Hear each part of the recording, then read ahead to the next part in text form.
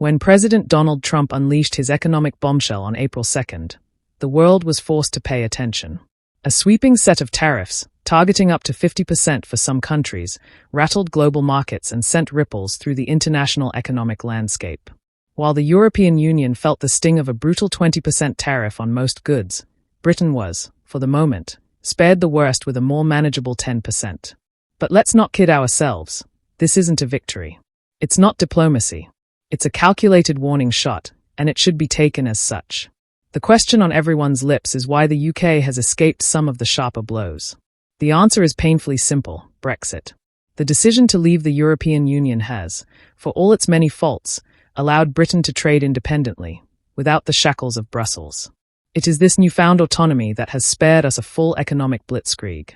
For those who advocated for Brexit, this moment should feel like vindication, a sharp reminder that our sovereignty is worth defending. But before we get too comfortable in our relative good fortune, let's be clear. This is not the end of the story. Trump's message is loud and unmistakable. No free trade without free speech. Right now, under the Labour government's increasingly authoritarian grasp, Britain is failing that most basic of tests. And the consequences could be far worse than a set of tariffs. The US State Department has already issued a clear warning. It is concerned about freedom of expression in the United Kingdom. The focus of this concern? The prosecution of Livia Tossic-Bolt, a woman charged with silently holding a sign outside an abortion clinic, a crime of thought, an assault on freedom itself. The potential penalty for this supposed crime: the loss of her liberty. This is the Britain Keir Starmer and his Labour Party are creating, a Britain where free speech is not just stifled but actively suppressed. This is the dangerous path Starmer is leading us down. The optics are disastrous. In the eyes of the international community, Britain is being placed in the same category as countries like Costa Rica, the Democratic Republic of the Congo, and Kosovo, nations that hardly scream global prestige. While Starmer continues to trumpet his supposed progress on a US-UK trade deal, the reality is that Britain is being cold-shouldered not for its economic policy but for the values it is abandoning. It's not just about economics. It's about the very principles that have historically made Britain a respected global power.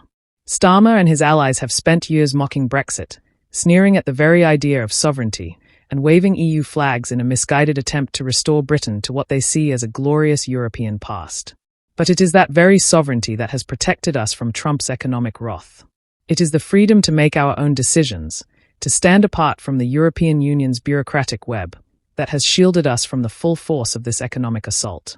In the irony of ironies, the EU's entanglement has left it vulnerable to these very tariffs. And here we stand, a nation supposedly freed from the EU's clutches. Yet under Labour, we are shackled by the very authoritarian instincts that should be the antithesis of what it means to be British. Make no mistake, when Trump's administration declares no free trade without free speech, it is not an idle threat. This is a man who knows how to wield tariffs as an ideological weapon. His goal is not merely economic adjustment but ideological correction. His exposing the hypocrisy that underpins the Labour government's handling of civil liberties. Starmer, dithering and directionless, is sleepwalking into a trade war that could cost Britain dearly, not just in terms of economics, but in its reputation as a defender of freedom. Labour's response to this crisis? A 417-page dossier detailing potential retaliatory tariffs. Motorcycles, bourbon, guitars, jeans, all potential targets. But here's the problem. Retaliation works only when you have something to leverage. Starmer's government, with its weak economic plans and fractured fiscal strategy, has none. The Office for Budget Responsibility, OBR, is already warning that Labour's fiscal headroom is rapidly disappearing, leaving the government with few options but tax hikes and spending cuts. The tariff fallout will only accelerate this reckoning. And yet, in the face of this mounting pressure, Labour continues to stifle dissent, to muzzle free speech, to police thought.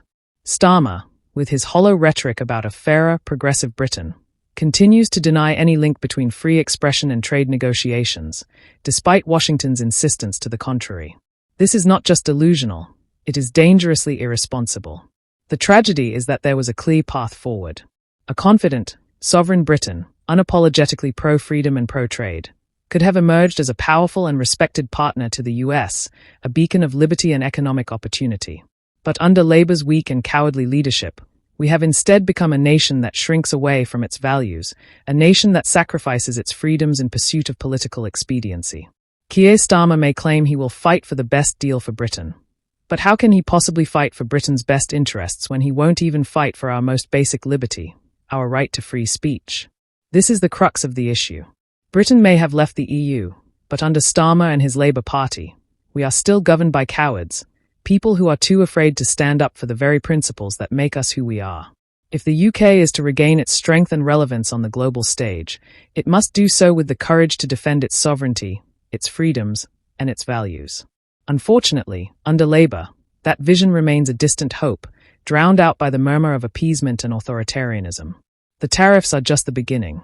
The real cost of Labour's failure will be measured not in trade agreements, but in the erosion of Britain's place as a beacon of freedom and opportunity.